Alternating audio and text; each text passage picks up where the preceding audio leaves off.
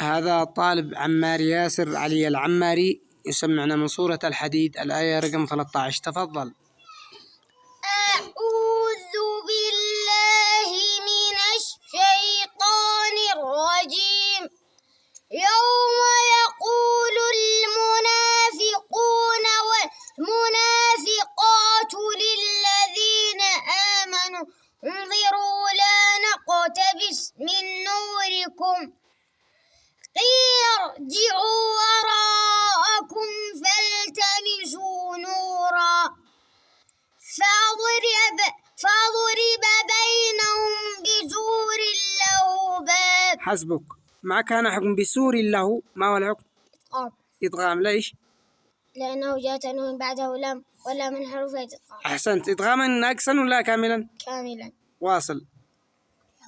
باب باطنه فيه الرحمة وظاهره من قبله العذاب. أحسنت.